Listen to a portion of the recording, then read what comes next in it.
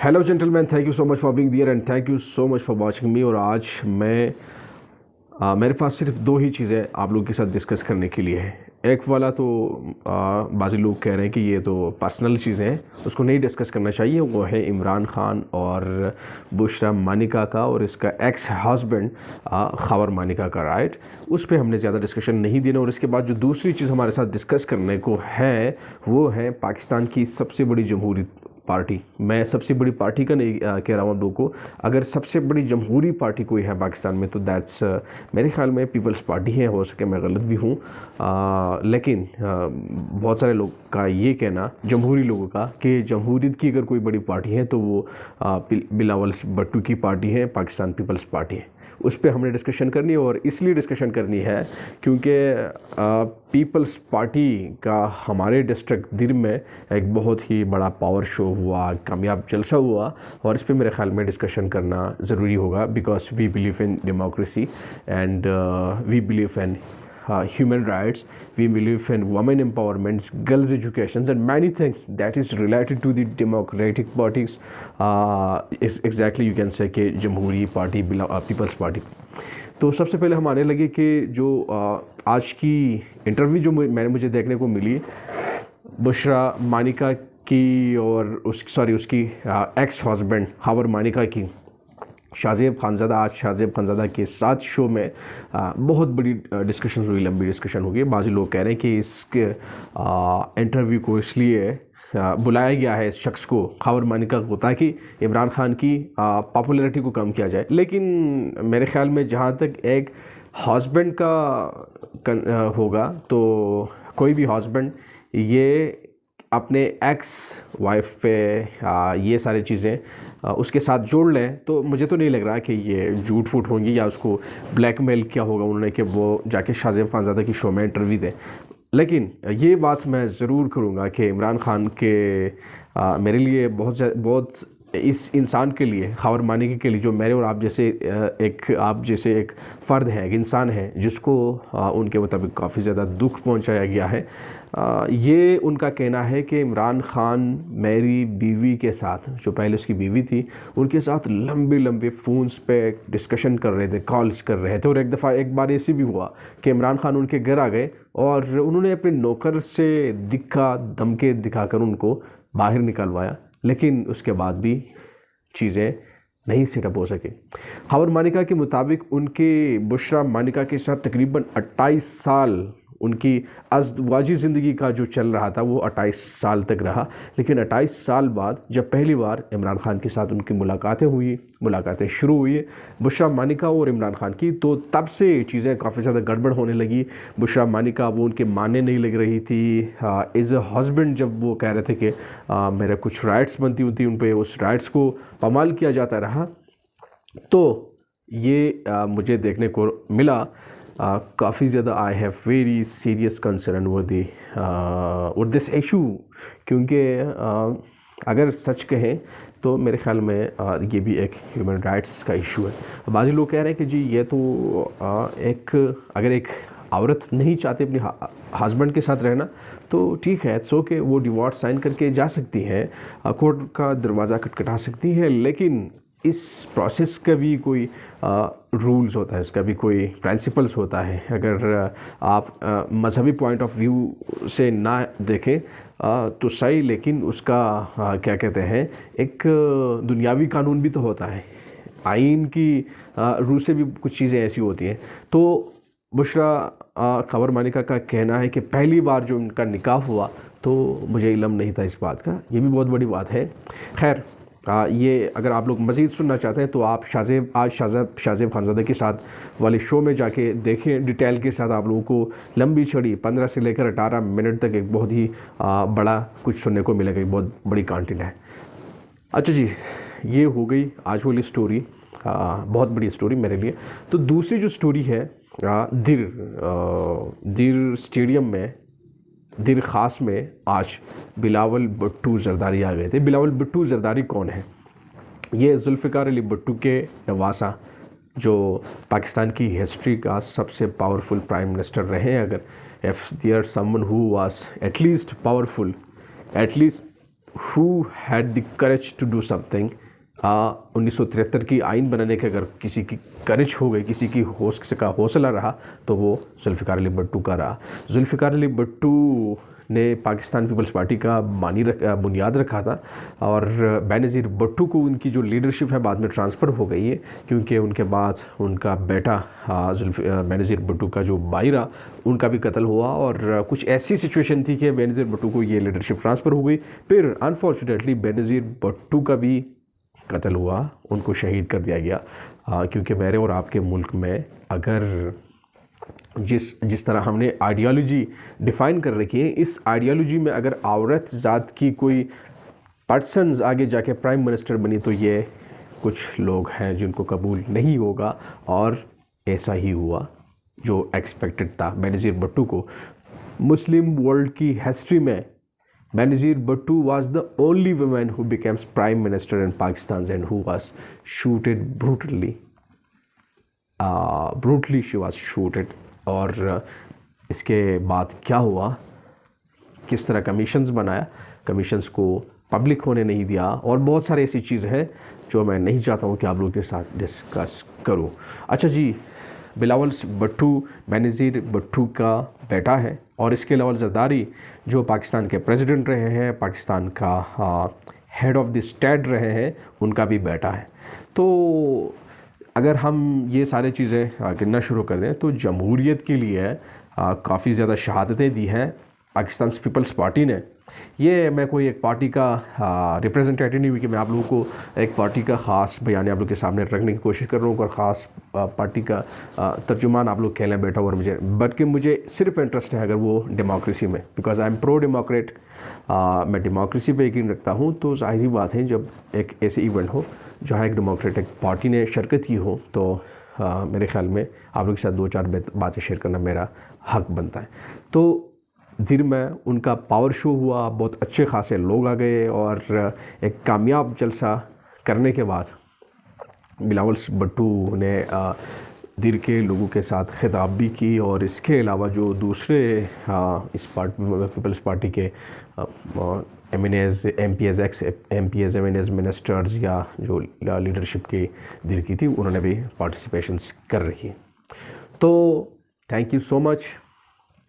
आप लोगों से भी मैं कुछ 2-4 सवाल करना चाहूँगा कि आप लोग क्या समझते हैं डेमोक्रेसी के बारे में, क्योंकि अगर ये मैं आप लोगों के साथ ये शेयर करने लगा हूँ, it's just because of the democracy. और मेरे कमज़ोर नॉलेज के मुताबिक पाकिस्तान पीपल्स पार्टी को मैं समझता हूँ कि जमहूरियत के लिए उनकी बहुत अच्छी खासी कुर्बानियाँ हैं, और ऐसी पार्टी को अगर मौका मिलता है तो शायद हो सके मैं गलत हूँ, जमहूरियत को तक़वियत मिलेंगी, स्ट्रेंथ मिलेंगी। अब बाज़ी लोगों का ये कंसर्न ज़रूर है कि पीपल्स पार्टी सिंध में है, लेकिन सिंध में हालात कुछ अच्छी खासी नहीं चल रही, बट जो चीज़ हमसे सैकड़ों हज़ारों किलोमीटर दूर सिचुएशंस हैं, तो उसको समझना मेरे ख्याल में मुश्किल है। हो सके because of the People's Party, because of the Bilawal Bhutto democracy Pakistan में और स्ट्रेंथ हासिल करें और मोमेंटम हासिल कर सकें, तो चाहते भी हम यही हैं, और मेरे जैसे कोई भी प्रो डेमोक्रेट्स यही कुछ सुनना पसंद करेगा और चाहेगा ही। हमने बिलावल भुट्टो की बात की, prime minister ex prime minister Imran Khan की बात की, बुशरा मानिका और खावर मानिका, ये एरिया मेरे ख्याल में कवर हो गया अब। और क्योंकि इतनी लंबी छड़ी वीडियो को मैं बनाना नहीं चाहता हूँ, मैं कोशिश कर रहा हूँ कि शॉर्ट्स आप लोगों के सामने रखूँ। दूसरी बात, अब फ्यूचर क्या है भाई पाकिस्तान का, क्या कुछ होने जा रहा है पाकिस्तान में। एक तरफ पाकिस्तान तहरीक इंसाफ के चेयरपर्सन इमरान खान, वो तो जेल में है, और हामिद मीर के मुताबिक या कुछ ऐसे दूसरे जर्नलिस्ट भी हैं या ऐसे तज्ज़ियाकार हैं, वो कह रहे हैं कि जी ये इलेक्शन 2018 का इलेक्शंस का रिवर्स होगा। यानी कि 2018 के इलेक्शन में क्या हुआ था, नवाज़ शरीफ को जेल में बैठना पड़ा और जेल की हवा काटना पड़ा, और साथ साथ बाहर इमरान खान जल से जुलूस करते रहे। और इसी बार ऐसा ही होगा, इमरान खान जेल में होंगे और बाहर जल से जुलूस कौन करेंगे, नवाज़ शरीफ करेंगे, और उसी के possibly Nawaz Sharif prime minister बने, पॉसिबली समबडी एल्स, बट कुछ ऐसी भी हमें चीज़ें देखने को मिल रही हैं, सुनने को मिल रही हैं। तो कहने का मतलब ये है कि आखिर भाई कौन है जिसकी वजह से एक वक्त का एक प्राइम मिनिस्टर नाअहल करके जेल के सलाखों के पीछे रखा जाता है और दूसरे को मौका दिया जाता है कि वो प्राइम मिनिस्टर बने, जलसे करें, जुलूस करें, इलेक्शंस रिगिंग होती हैं, वोट चोरी होती हैं, बहुत सब सारे कुछ होता है। तो इसलिए तो हम कह रहे थे कि जमहूरियत पाकिस्तान में भाई है नहीं है, अभी बहुत ज़्यादा कमज़ोर जमहूरियत है, बहुत ज़्यादा क्या कह लें यार, यानी कि आप लोग कह लें कि पाकिस्तान में जिनकी चलती हैं उनकी चलती हैं और जिनकी नहीं चलती हैं उनकी नहीं चलती हैं।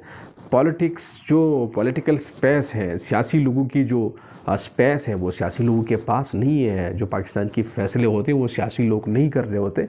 क्यों नहीं कर रहे होते हैं? क्योंकि सियासी लोगों की आपस में इख्तिलाफात की वजह से आप चोर, मैं चोर, ये चोर, वो चोर, चोर एंड चोर एंड चोर के नारे लगाने के बाद एक दूसरे के ऊपर, और फिर आप लोगों ने सुना होगा ना, जब इख्तिलाफात होता है लोगों के बीच में तो दुश्मन को मौका ज़रूर मिल रहा होता है कि वो अलग से उन पर अटैक करे, अलग से उन पर अटैक करे, अलग से उन पर अटैक करे, और बीच में जो रहता है वो उसको कचल डालता है। नुकसान किसका होता है? सिविलियन सुपरमेसी का नुकसान होता है। तो जब तक ऐसे लोग ज़िंदा रहेंगे जो कहेंगे वो चोर है, ये चोर है, वही चोर है, अगर कोई इंसान का बच्चा है इंसान का तो वो मैं हूँ, तो सब कुछ अगर ये कहने लगे, और वाकई ये एक बहुत ही 70 साला डायलॉग है पाकिस्तान का कि जो बंदा मेरे और आपका पसंद ना आए उनके ऊपर चोरी के लेवल्स लगाएं, उनके ऊपर गद्दारी के लेवल्स लगा लें, गुस्ताखी के लेवल लगा लें, ऐसे बहुत सारे लेवल्स हैं ख़तरनाक किस्म के जो किसी भी वक्त किसी पे लगाई जा सकती है, और इसको फारिग कर दो, मसला हल। तो इस सारी चीज़ें से, इस सारी मेंटालिटी से अगर आप बाहर नहीं आने लगे तो आपकी सियासत ऐसे ही रहेंगी जिस तरह के हैं। अब मुझे बदकिस्मती से कहना पड़ता है, अगर ये सब कुछ चल रहा है, सिविलियन सुपरमेसी नहीं है, खैबर पख्तूनख्वा में करोड़ों लोग रहते हैं, और वो भी ऐसे लोग जो जिनसे मुकाबला करना, अगर मसल्स का जहाँ तक होगा ना तो उनके साथ मुकाबला करना नियरली इम्पॉसिबल है। लेकिन मसल की जंग है तो नहीं है, जंग तो है किस चीज़ की?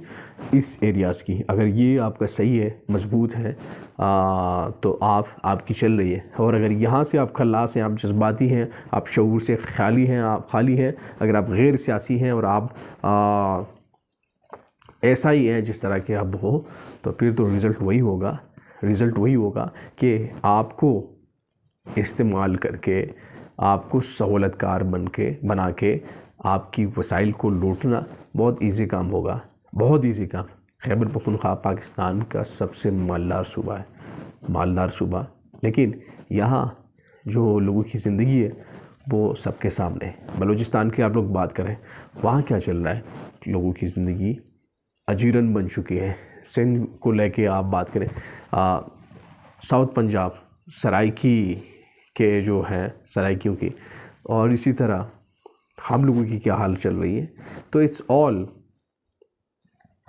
All is the result of गैर शऊरी लोग, गैर सियासी लोग, जिनकी ये प्रायोरिटी में शामिल ही नहीं है कि उन्होंने सियासी बनना, उन्होंने शऊर सीखना है कि भाई शऊर क्या चीज़ है, शऊर किस तरह आता है भाई, एजुकेशन से, यूनिवर्सिटीज़ से, कॉलेज से, एजुकेशन इंस्टीट्यूशन से, वो तो आपके पास है नहीं है। अगर जो दो चार तो नहीं है, ज़्यादा है, सैकड़ों में अगर कुछ है ऐसे इंस्टीट्यूशन जिनको तबाह करना, तो हमारे लोगों का काम है।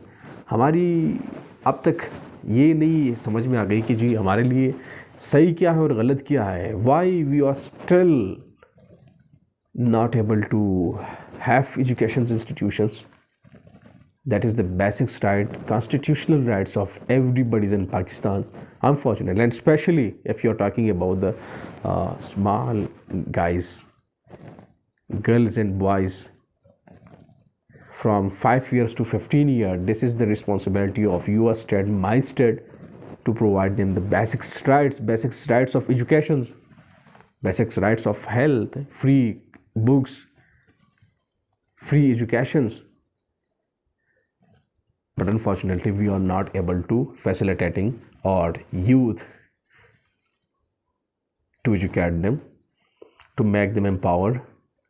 हमने जिसको एम्पावर बनाना है या बनाया है वो तो पहले से एम्पावर है, उनको तो एम्पावर बनने की और ज़रूरत ही नहीं। मेरे ख्याल में काफ़ी ज़्यादा लेंथी हो रहा है ये प्रोग्राम। दिल तो मेरा कर रहा है कि आप लोग के साथ बहुत सारी बातें करूं, और मुझे बहुत खुशी होगी कि अगर आप लोग एक सब्सक्रिप्शन बटन मुझे मारेंगे, हो सके ये पैगाम दोबारा आप लोगों तक पहुंचते रहे, और हो सके आप लोग हमारा इस्तेला करें। और कमेंट सेक्शन में ये ज़रूर लिखें कि जमहूरियत, डेमोक्रेसी, डेमोक्रेटिक पार्टीज़ और किस तरह पाकिस्तान एक अजीम मुल्क बन सकता है, पाकिस्तानी एक अजीम कौम बन सकती है। हम इस दलदल से निकल सकते हैं, इंसानी हुकूक के बहरान से, सिर्फ़ इंसानी हुकूक की बहरान की नहीं, मईशी बहरान से। हम बहुत सारी ऐसी दूसरे क्राइसिस हैं जिससे हम निकल कर एक ज़बरदस्त शहरी बन सकते हैं कि पूरी दुनिया में हमारे पासपोर्ट की इज़्ज़त हो, हमारे पासपोर्ट की कदर की जाए और हमें इज़्ज़त की नज़रों से देखा जाए, हमारे पासपोर्ट को और हमें दोनों को। Thank you so much. अगर कोई ऐसी बात जिससे आप लोग के दिल को ठेस पहुंची हो, बिंग ए इंसान, being a human, this is very possible कि हम कुछ ऐसी मिस्टेक कर ही डालते हैं और इसको इख्तिलाफ़ात कहते हैं दूसरी ज़बानों में, और इस इख्तिलाफ़ात से ही तो सोसाइटी की खूबसूरती बरकरार रहती है। डाइवर्सिटी से ही तो हम सोसाइटीज़ की खूबसूरती बरकरार रहती है, और ये सारी चीज़ें हम सीखे बगैर किसी पर तनकीद करते हैं तो उसका भी हमें सोचना चाहिए। Thank you so much. Tell next vlog. खुदा हाफिज़।